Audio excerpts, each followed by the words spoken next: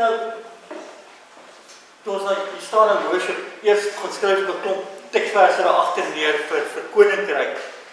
En toe ons nou worship, toe pop die hele ding van liefde op. Jesus kom, en is almal weer die gedeelte van die groot gebod, nee.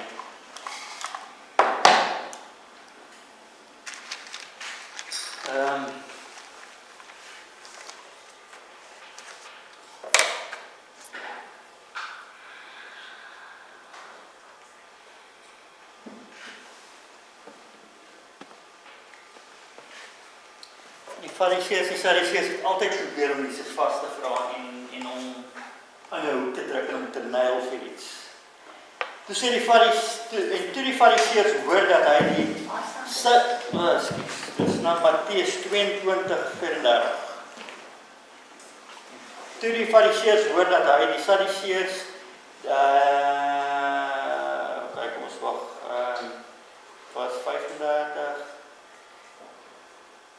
Vers 35. En een van hulle, 'n wetgeleerde, het 'n vraag gestel om hom te versoek en gesê: Meester, wat is die groot gebod in die wet? En Jesus antwoord hom: Jy moet die Here jou God lief hê, met jou hele hart, met jou hele siel en met jou hele verstand. Dit is die eerste en die groot gebod. En die tweede wat hiermee gelyk gaan: Jy moet jou naaste lief hê soos jouself. Aan hierdie twee gebooie hang die hele wet en die profete. Dit is 'n gedeelte wat ons baie gaan ken. Stefan, kan ek jou vra? Bring vir my 'n beker. Daar's nie 'n glasbeker op daar is nie. Dis baie. Bring my 'n beker met Dis baie.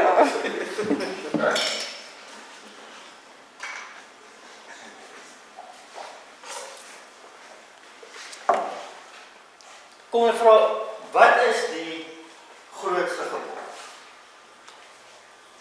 En vir die Fariseërs en die Sadduseërs, in Engels werk dit nogal lekker. Dankie.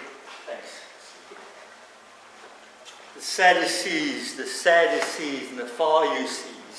Die helfte van hulle was sad en aan die helfte het net vorentoe daar ver gekyk en daar ver geleef en vergeet om nie te leef.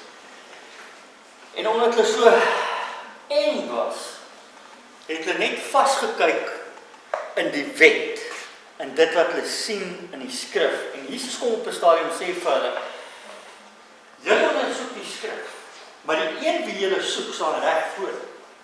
Die lewe wat julle in die skrif soek is reg voor julle en julle mis dit. En dit gegaan oor daai wettigheid waar binne hulle vasgevang was. Want dis wat hulle geken, die religieuse system. En ek dink baie keer is ons so vasgevang in 'n religieuse wettiese stelsel dat ons baie keer nie eers weet hoe lewe lyk nie. Al staan lewe reg voor ons. Ek ken dit. En ek dink daar sekere areas in ons lewe wat ons geleer het en besef het wat lewe is. En daar het ek vanoggend van gepraat het van die openbaring van Jesus wat groter en groter word in ons lewens en in die openbaring van Christus en die openbaring van lewe in ons groter en groter geword. Maar ons het nog nie alles nie. Ons dink ons. Ek is seker ons het nog nie alles nie. Want as dit alles is, dan weet ek nie so mooi. Want die Bybel praat van baie meer. Daar is 'n baie meer is 'n geestelike wat nog met ons moet gebeur. Wat ons verloor as kinders van God. Kyk na wat Jesus net gesê het, hoe ons moet funksioneer in die spiritual realm, dan is ons nog nie daar. So daar is nog baie wat ons kan leer, baie wat ons kan indruk, baie wat ons en so hulle kom uit een angle uit en dit is die wet. Jesus kom uit 'n hele ander angle uit. Hy antwoord nie. Hy gee vir hulle wat hulle sê, maar dan kom hy en sê hy, maar aan die hele wet en die profete hang in liefde. Nou, toe hulle vir Jesus vra oor wie en wat hy is en al die goed, toe antwoord hy te sê dat ek het nie gekom om die wet en die profete te ontbind nie, maar om het voller te maak. Onthou julle daai van, kom om het voller te maak. Maak iets vol. Jy add by. Met ander woorde, dit wat reeds daar is nie tot sy volheid nie, is nie tot sy, daar is iets, maar dis nie, daar is nog.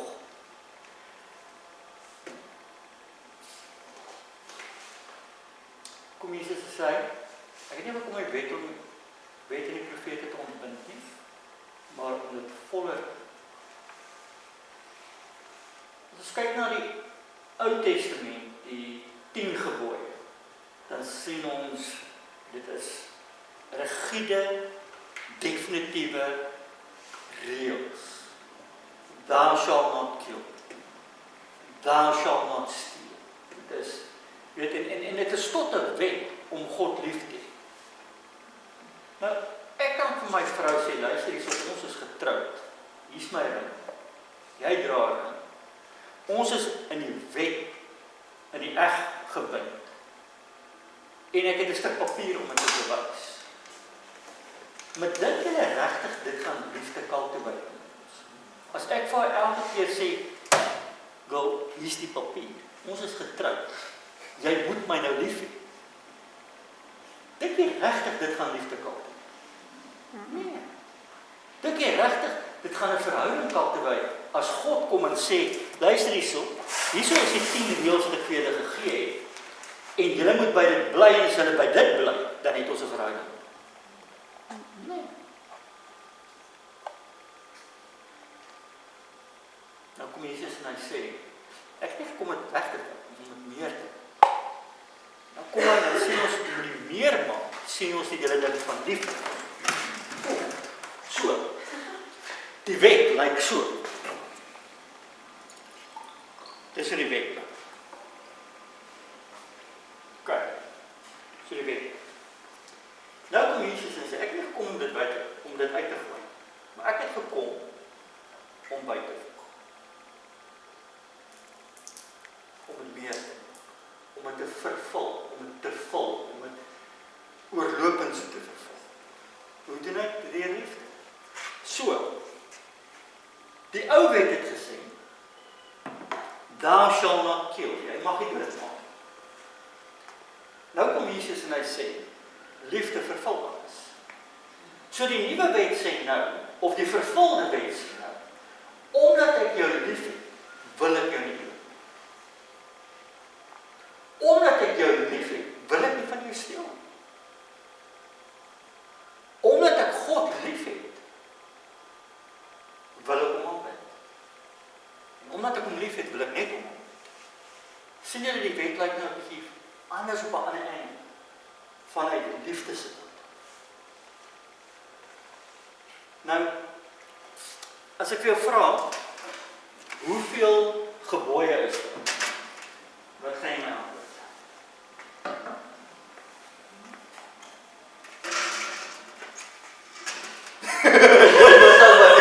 Jy mag nie antwoord nie. Enigiemand anders behalwe Stefan. Jy ook. Ek dink dis 10. 10. Dis nie 10 gebooie. 10. Hoe lees jy die hele Bybel? Nie maar 10 gebooie. Ja, maar hierdie dag. OK. Wat het ons se A en se B geleer, né? 1 plus 1 is? Nou, wat as ek 10 het en ek sit 1 by? Hoeveel het ek nou 11? Is daar nie dalk 11 gebooie? Want Jesus het gekom en hy het gesê, a new commandment I give unto you, that you love one another. By this all people will know that you are my disciples, if you love one another. So daar is 'n nuwe gebod, wat liefde is. So dit is nie net 10.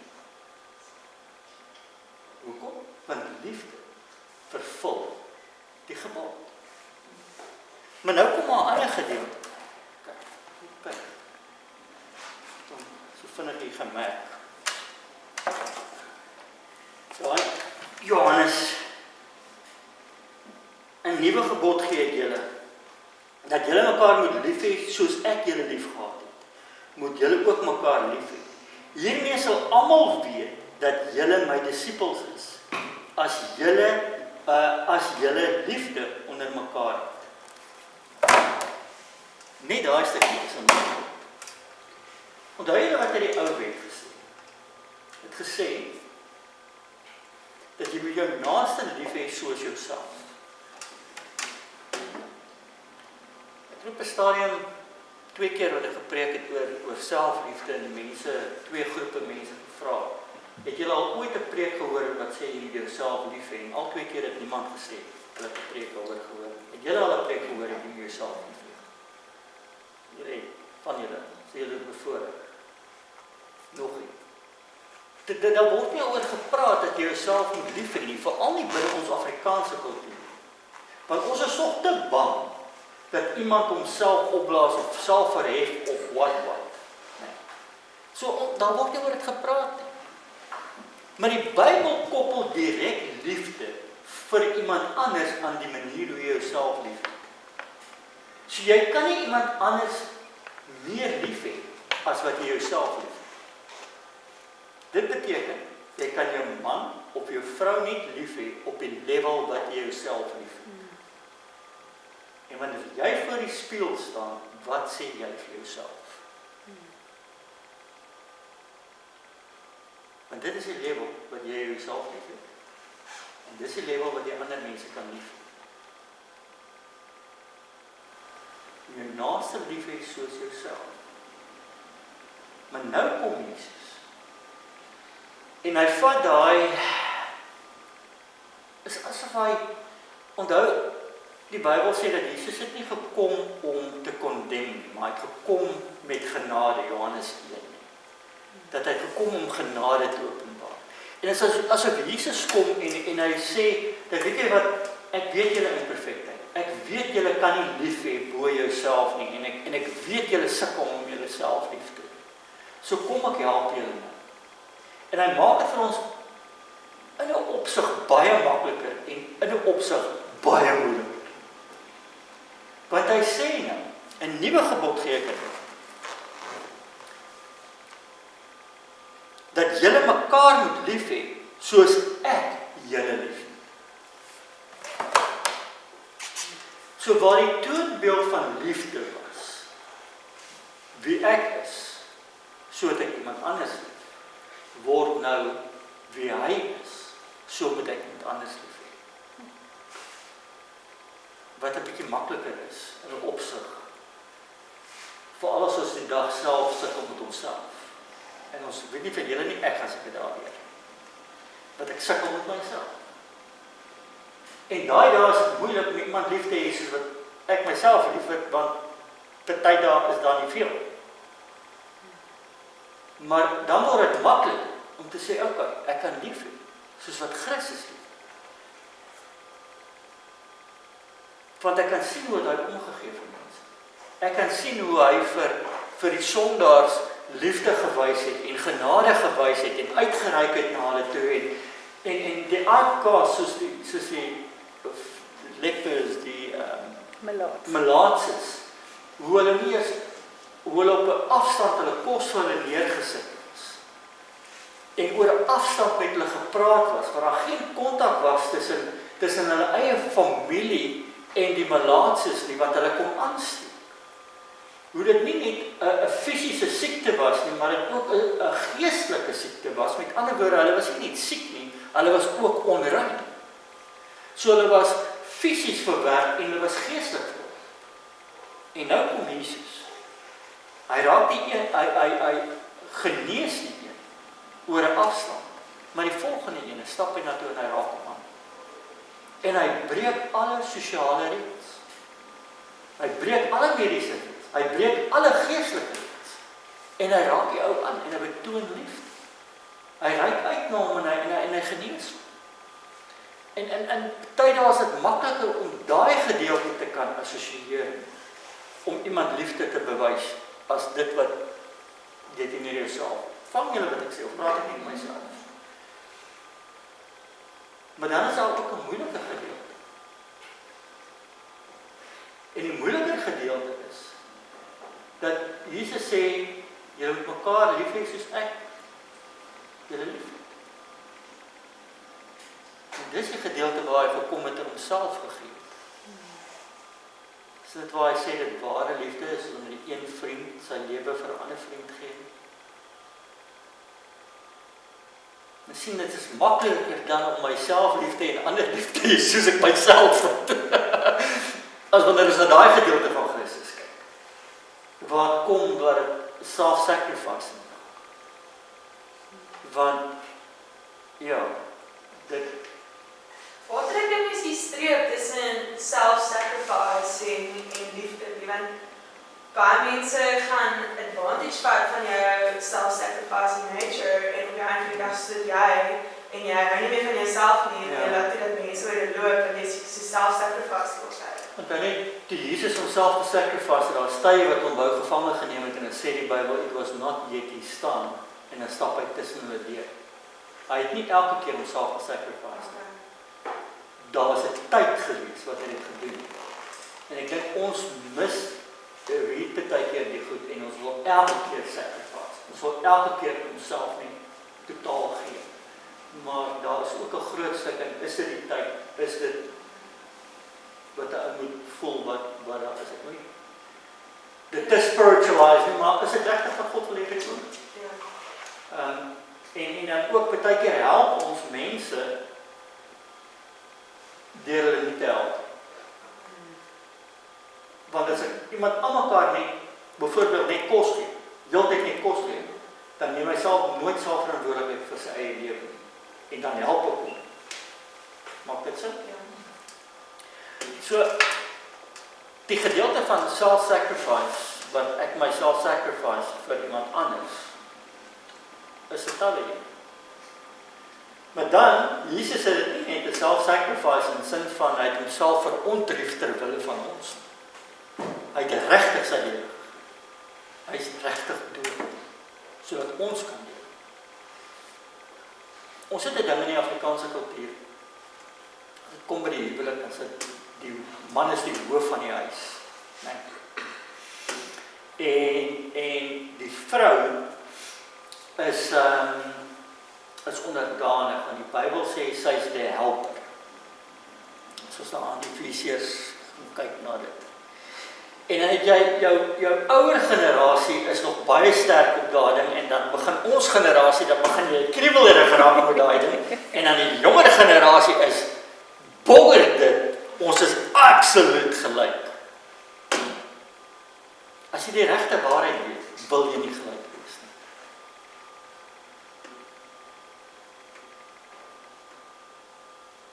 Doen ek troue in die Noord-Kaap, en ek praat met 'n boer en sy vrou wat gaan trou, en daar's 'n klomp boere en vrouens voor my. En ek praat oor die ding. Ek sê vir hulle, julle mans wil mos die hoof van die huis wees. Ja. Ons is die hoof van die huis. Ja, en mama wil net reg staan, die kos neersit en die goedjies aandra en weet, daai ding en die koerant aandra en wat, en dan is ek die hoof van die huis, want dis wat ons doen. So, is dit regtig wat hoof van die huis beteken? Want as ons daai gedeelte verder is, dan sien ons dat die Bybel sê, dat die man met sy vrou lief het, soos wat Christus die kerk lief gehad. Is dit reg? Hoe het Christus die kerk lief gehad? Hy het homself vir die kerk gegee. Hy het homself gesacrifice, nie in verontrief nie. Hy het sy lewe gegee vir die kerk. Toe sê ek vir daai boere, as jy bereid is om jou lewe vir jou vrou te gee, wat jy bereid is om jou lewe neer te lê, dat jy doodgaan fisies, sodat jou vrou kan leef, dan is jy die hoof van die huis. En die vrou, wat ons nou sien as die helper, die een wat moet net reg staan, wanneer ons vingertjies klap, Want dis mos nou die orde. Ek het gesien dat die Heilige Gees se naam is helper. So die vrou dra 'n titel van God. Hoekom wil jy dit verander? Hoekom wil jy dit verander? As jy 'n titel van God dra as 'n vrou, en sê, weet jy wat, soos wat die Heilige Gees die helper vir ons almal is, om ons by God uit te kom, is die vrou die helper. Iemand het eendag gesê, hoe Eva uit Adam se rib uitgekom het, nee. En nie uit sy been uit, of uit sy voet uit, of uit waar ook al nie, maar uit sy sy uit, sodat sy langsom kan staan. En op die einde van die dag, as die man bereid is om soveel te gee, dat hy homself gee, dat hy sy lewe wil gee, beteken dat hy is bereid om haar te serve tot die dood. En ek dink as die man die vrou so lief het, dan gaan sy hom wil serve. Dan gaan sy hom wil dien. Na die tyd toe kom daar 'n man en vrou na my toe. En toe hulle met my begin praat, is albei in traan. En hulle vertel toe vir my 'n storie. Hulle boer op die Lesotho grens. En met 'n plaasaanval word hulle nou aangeval. En hulle wil sy vrou wegvat van hom af na 'n ander vertrek toe. En hy weier. En sy gaan bekeer. En hulle wil haar skiet. En hy gooi sy liggaam fisies voor die geweer in en hulle skiet hom in sy rug. En die koel penetreer nie. Die merke sit daar, maar geen vitals. Die koel het ingegaan en gestop. Waar hoor jy van? Dit het geen vitals getref. 'n tweede keer gebeur het en hy doen dit 'n tweede keer en hy skiet hom 'n tweede keer in sy rug. En die koel word 'n tweede keer gestop in sy rug. Geen vitals. 'n derde keer gebeur het en hy gooi homself weer voor haar. En hulle skiet hom en daar waar nie vitals was nie, gaan die koel deur en is net 'n vleis. Hy tel sy hemp op en hy wys my die merke op sy rug. Nou vra ek vir jou. Dink jy regtig sy gaan hom nie wil dien nie? Dink jy regtig daar's nie 'n verhouding nie? Daai twee mense het mekaar lief. Sy het hom lief vir wat hy bereid was om te doen. En hy het hom lief, haar lief, want dit wys deur wat hy gedoen. En ek dink as ons dit besef, dan verander dit die prentjie van die hoof van die huis. Ek sê vir daai mans, as jy die hoof van die huis is, beteken dit daar kom verantwoordelikheid saam met dit. Verantwoordelikheid teenoor jou vrou, verantwoordelikheid teenoor wat gebeur, die liefde, wat vloei.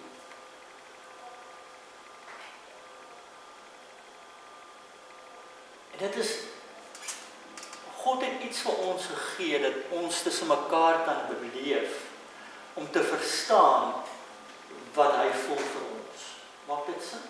Dat hy gee vir ons goed in die natuurlike, om te verstaan die geestelike konnotasie. Dat soos wat liefde 'n gevoel is vir my vrou, so kan ek 'n liefde hê vir God. Ek kan 'n gevoel hê vir God. Daar's baie dae wat ek nie sterk gevoel het, dat ek my vrou lief het, maar dat ek weet dat ek haar lief het. En daar's baie dae waar daar 'n sterk brandende gevoel is dat ek haar lief het. Is ek nie die oordeel, want jy kyk my nou so. Maak dit sin. En dit is dieselfde wanneer dit kom by God. Nou kom hy en sê hy die gedeelte van ek het nie gekom om die bed weg te vat nie, maar om dit groter te maak, voller te maak met liefde. En daai voller maak is die dryfveer van wat ons voel en dink en doen het nou verander. Die ou dryfveer was, die oomblik as ek die wet breek word ek gestraf.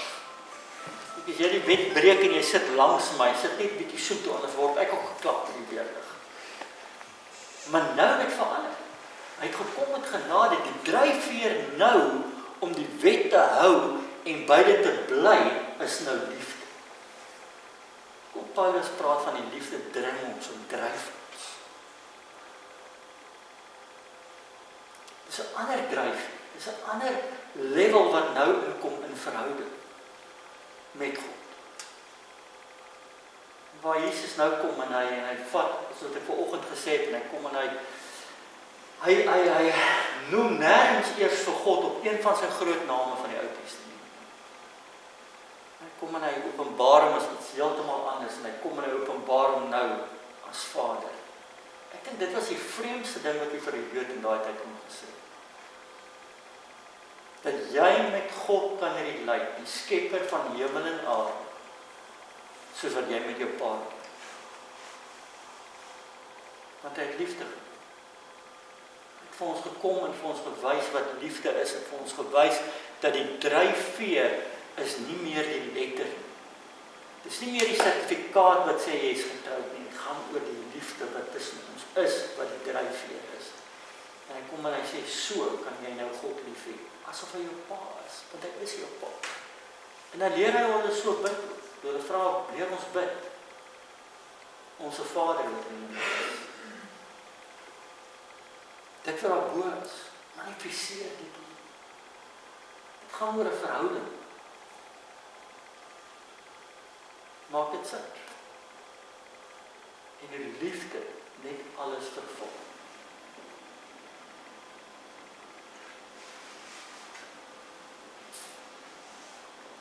Kom skrywers en sê hulle, maar weet julle wat? Dit is nou goed om wel te sê dat jy God lief. Wat jy nie eens gesien het. Maar hoe kan jy sê, jy het God lief, maar jy gee nie om vir die persoon wat jy kan sien? Dat beteken dit niks.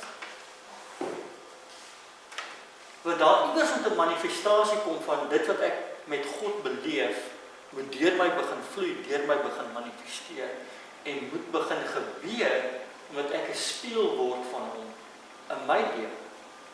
En as ek sien hoe Jesus omgegee het en mense wat hy nie eens geken het, die lief gehad het, dan beteken dit moet in ons lewe ook aan gebeur.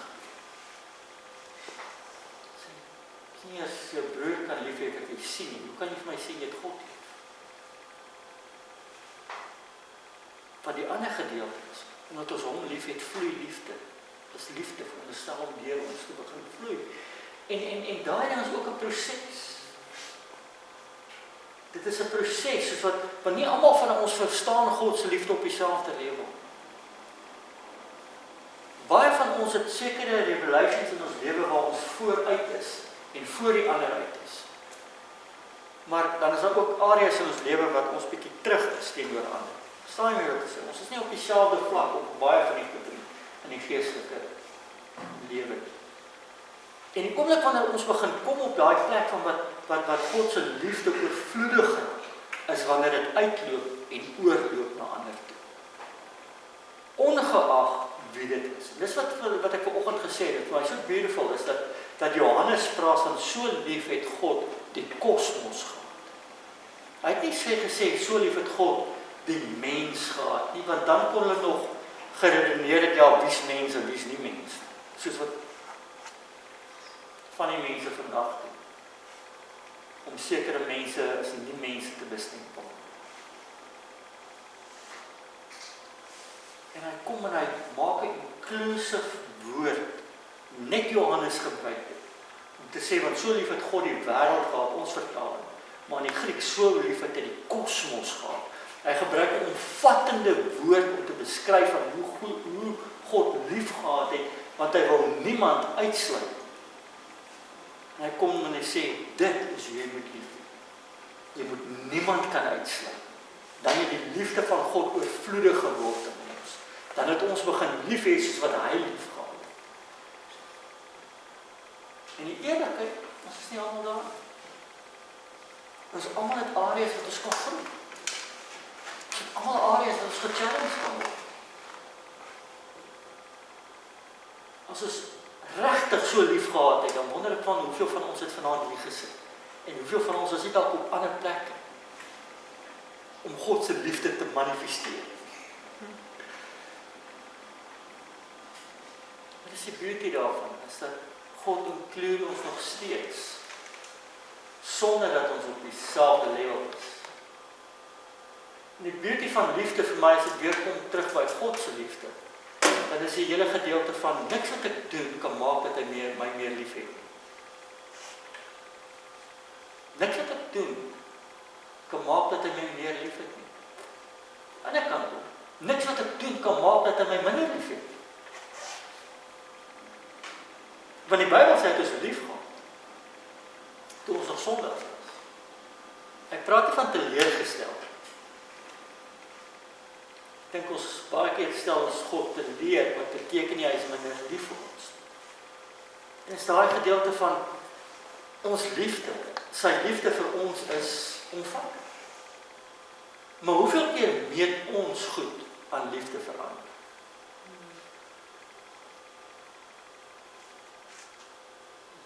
Ons connect hoe jy reageer teenoor my, hoe ek liefde betoon teenoor. Iemand liefde, hoe 'n ander persoon reageer, betoon jy liefde. En as dit nie lekker is, dan is dit ook nie lekker nie. Ons sien met ons verhoudings op, kom aan, wees eerlik. Ons gee mekaar die koue skouer. Ek het nou net gisteraan, maar net vrou gaan. Ons is er weer uit so. Ons link wat ons voel met wat ons betoon. Ek dank die Here is nie so nie. Ek dank dat hy nie so kleinlik is. Dat ons nie so 'n kleinlike God dien. Dat hy juist kom en sê, dit wat ek het met jou is reeds vervul deur liefde. Sy liefde van sy kant af kan nie meer word nie, want dit is tot sy vol. Dit kan nie minder word nie, want dit bly tot sy vol.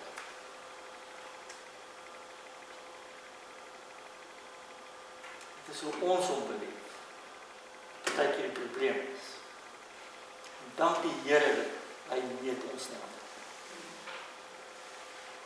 Dank die Here dat hy is groter as ons. Dat hy is die volwasse een in die verhouding.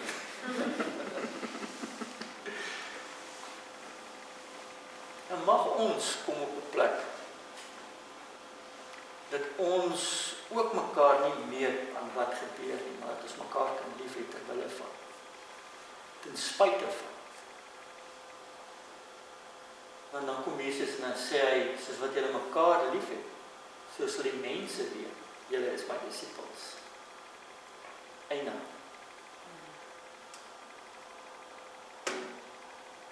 Die wêreld kyk na ons en hulle watch wat ons doen. En Jesus was nie stupid nie, hy het dit geweet. Dis hoekom hy gesê het, die wêreld watch julle. En hulle kyk na die liefde wat julle het.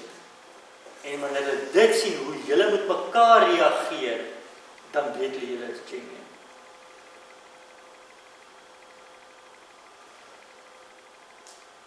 Mag God die liefde onder ons en by net groter en sterker manifesteer. Mooi gedeelte wat Paulus praat en hy sê ons is gebind met die band van liefde. Mag God huwelike, man en vrou, bind met 'n band van liefde wat deur niks en niemand gebreek kan.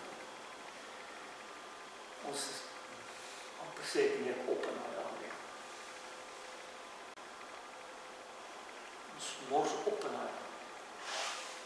En ek is staan skuld. Die egskeidingssyfer in die kerk van God lyk net soos in die wêreld. En ons kan sê, ja, ons is mens. Maar kom maar. Kan ons net 'n bietjie harder probeer. So ons nie tog mediators. So ons nie tog die Heilige Gees in ons wat ons dring om lief te hê. Ons behoort te kan beter. Mag God julle bind as man en vrou met 'n band van liefde wat deur niks en niemand gebreek kan word nie. En twee singles hierso. Luka, mag julle 3 singles hierso. Mag julle iemand kry in julle lewe wat julle so kan lief hê ten spyte van ons geite. Ten spyte van ons dinge. Mag julle daai liefde extend tot hulle. Ons maak ons oop.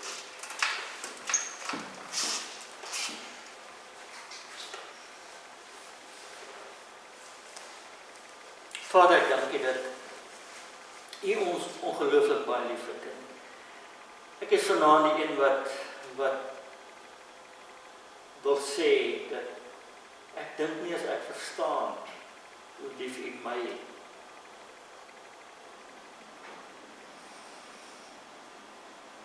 En ek dank U vir wie U is.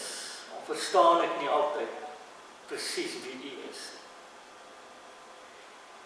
Ek dank U Vader dat ons kan saam groei in 'n verhouding en dat daai verhouding nie meganies hoef te wees nie, maar dat dit vanuit liefde is.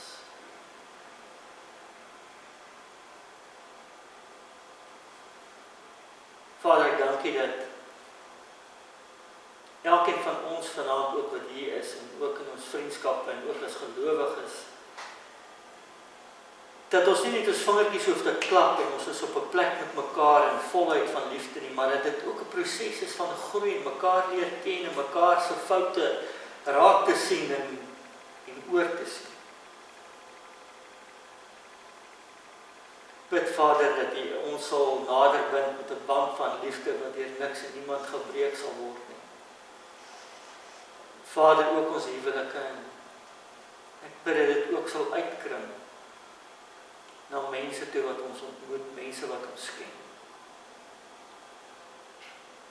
Bid Vader dat ons vanaand wat hier sit, dat U net ek bid dat daar impartation sal wees, dat mense sal beleef en sê, hoor jy, daar's iets anders omtrent hierdie persoon. As 'n genuine liefde, 'n genuine omgee. Ek sê vir U dankie daarvoor. Leer ons. In Jesus naam.